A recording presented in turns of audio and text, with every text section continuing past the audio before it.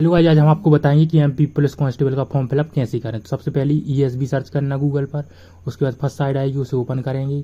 इसके बाद इस तरह की साइड ओपन होगी तो यहाँ हिंदी इंग्लिश आपको सिलेक्ट करना है किस तरह से आप फॉर्म भरना चाहते हैं, हिंदी में इंग्लिश में। उसके बाद आपके सामने इस तरह का डैशबोर्ड आ जाएगा। उसके बाद ऑनलाइन पर सबसे ऊपर आपको सिलेक्ट करना है, तो इस तरह का डैशबोर्ड आएगा। यहाँ आपको वैकेंसी दिखेगी जिसकी स्टार्टिंग डेट 15 तारीख थी और लास्ट डेट फॉर्म भरने की 29 सितंबर है। तो यहाँ से आप पीडीएफ और ऑनलाइन अप्लाई कर पाएंगे, ब्लू जहाँ दिखाई दे रहा है वहाँ से। उसके बाद आप यहाँ टिक मार्क करेंगे और आगे बढ़ाए पर क्लिक करेंगे तो इस तरह का डैशबोर्ड आ जाएगा। यदि आपकी प्रोफाइल पहले से कंप्लीट है, इसकी रजिस्ट्रेशन वगैरह, तो आप लॉगिन करके कैप्चर डाल के सत्यापित कर आगे बढ़ाएंगे। यदि नहीं है या अभी आप फर्स्ट टाइम फॉर्म भर रहे हैं तो आपको प्रोफाइल रजिस्ट्रेशन करना, उसके बाद आप फॉर्म फिलअप करेंगे।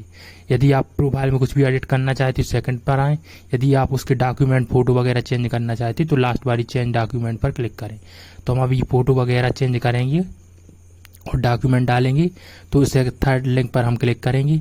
उसके बाद हमें इस तरह का डैशबोर्ड आ जाएगा। यहाँ आपको जो आपका पहला पंजीयन क्रमांक है, रजिस्ट्रेशन नंबर, वो पासवर्ड डालेंगे, कैप्चर कोड डालेंगे, सबमिट करेंगे और आपको इस तरह का डैशबोर्ड खुल जाएगा। ऊपर आपकी जानकारी रहेगी, नीचे आपको डॉक्यूमेंट डालने हैं, अपलोड करना। यहाँ आपको ऑनलाइन फ़ोटो अपलोड करना है तो आप जनरेट टू क्यूआर या फोटो कैप्चर पर क्लिक करके फ़ोटो इसी से अपलोड कर सकते। यदि आप किसी दूसरे डिवाइस पर, यदि आप एक कंप्यूटर में ओपन किए तो क्यूआर पर करेंगे, यहाँ क्यूआर दिखेगा, गूगल मोबाइल में जाएंगे, वहाँ गूगल पर आप इस क्यूआर को स्कैन करके फ़ोटो कैप्चर करेंगे और गेट फ़ोटो करेंगे तो यहाँ आपकी फ़ोटो आ जाएगी। उसके बाद आपको यहाँ साइन अपलोड करना और यहाँ हैंड रिटन, जो हिंदी वाले हैं स्टूडेंट वो हिंदी में, इंग्लिश वाले इंग्लिश में यहाँ अपलोड करेंगे। Update upload the photo signature and hand written पर क्लिक करेंगे। उसके बाद 10th या 12th की मार्कशीट अपलोड कर सकते हैं, या नीचे यहाँ आपको कास्ट सर्टिफिकेट, और यहाँ दिव्यांग है तो दिव्यांग प्रमाण पत्र अपलोड करेंगे, सबमिट करेंगे। इस तरह की प्रोफाइल आएगी, आप इसे प्रिंट कर लेंगी, रख लेंगी।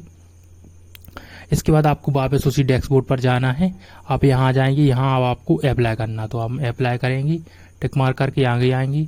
यहाँ आपके लिए अपना पंजीयन क्रमांक, registration number, date of birth, captcha code डालेंगे और आगे बढ़े पर क्लिक करेंगे। तो इस तरह की प्रोफाइल आपकी खुल जाएगी जो आपने अभी अपडेट की थी। आपको आगे बढ़ना है अब यहाँ से, तो यहाँ से आपका फॉर्म बनना है। स्क्रॉल डाउन करके 30 पॉइंट से आएंगे तो आवेदन, यहाँ से आप फॉर्म फिलअप करेंगे। यहाँ से आप बिना वर्ग एक्स सेलेक्ट करेंगे या आप जो भी इसमें से हैं तो वो सिलेक्ट कर सकते हैं। यहाँ आपको सभी में हम नो कर देते हैं, आप अपने अनुसार इसमें पढ़कर सिलेक्ट कर सकते हैं। यहाँ आपको अपना गृह जिला भरना जरूरी है, तो जो भी आपका डोमिसाइल हो, जिस भी जिले में आप रहते हो, मतलब रहने से मतलब ये है कि आप परमानेंट एड्रेस हो, आपका डोमिसाइल सर्टिफिकेट, स्थायी निवास जहाँ का हो, वो आपको यहाँ सिलेक्ट करना है। तो जैसे हम सागर सिलेक्ट कर लेते हैं, उसके बाद नीचे आएंगे तो यहाँ आपको 2 वैकेंसी दिखाई दे रही है, आरक्षक विशेष सशस्त्र बल और आरक्षक सामान्य ड्यूटी। तो दोनों को आप सिलेक्ट कर लेंगे। उसके बाद क्लिक हियर पर क्लिक करेंगे, क्लिक हियर डिस्ट्रिक्ट प्रेफरेंस पर, तो आपकी जानकारी सेव होकर ऑटोमेटिक आ जाएगी। फिर आपको वापस इसी पॉइंट पर आना है 41 42 पर। तो हमारी डाटा सेव हो चुका है इतना। अब हम 42 पर आएंगे, यहाँ आपको 10th की जानकारी डालना है, जैसे रोल नंबर, पासिंग ईयर और कौन सा बोर्ड से आपने पास किया है, सीबीएसई वाले CBSE, MP board MP board. यहाँ आपको ऑटोमेटिक सेलेक्ट करने का ऑप्शन आएगा, मतलब आपको सिलेक्ट करना स्वयं। जो भी आप पहले सिटी डालना चाहें उन्हें पहले सिलेक्ट कर लें, उसके बाद जो भी लास्ट में रखना चाहें उन्हें लास्ट में टिक लगाते जाएं तो ऑटोमेटिक वो आ जाएंगे। इसके बाद आपको क्या करना है, नीचे आना है। इस तरह से हमने इस तरह से सिलेक्ट कर लिए हैं। अभी आपको लास्ट में देखेंगे किस तरह से हमने सिलेक्ट किए हैं, तो आप वो ही डाल सकते हैं, आपको जो भी जिस तरह से सिलेक्ट करना हो तो आपको सिलेक्ट करते जाना। यहाँ दोनों हैं 44 और 45 नंबर पॉइंट है, इसमें आपको हाँ करना ही पड़ेगा क्योंकि आप न्यूनतम आर्हता इतनी रखते हैं, शिक्षक वगैरह आपकी फिजिकल वगैरह, तो यहाँ हाँ करेंगे। उसके बाद नीचे आएंगे, आपको अपने एग्ज़ाम सेंटर सेलेक्ट करना है। इस बार आपके लिए जीवित पंजीयन प्रमाण पत्र की कोई जानकारी देना जरूरी नहीं है, केवल इतना ही डाटा फिलअप होगा। तो यहाँ आप जो भी आपके पास सेंटर हो वो सिलेक्ट कर सकते हैं। वैसे कोई कभी कभी निश्चित नहीं रहता, कोई दूसरा सेंटर भी आ जाता है, तो आप पहले वो ही भरें जो आपके पास हो। तो इस तरह से भरेंगे, टिक मार्क करेंगे और आगे बढ़ेंगे तो यहाँ आपकी जानकारी खुल जाएगी। यहाँ आपको 2 डॉक्यूमेंट लगना है, जो आपका एक आपकी शैक्षणिक योग्यता 10वीं बेस जॉब है तो सेकंड पर 10th मार्कशीट और फर्स्ट पर आपको डोमिसाइल सर्टिफिकेट, स्थायी निवास प्रमाण पत्र। तो दोनों को आप अपलोड करेंगे, आगे बढ़ाएंगे तो इस तरह की फॉर्म फिलअप होकर आपका आ जाएगा।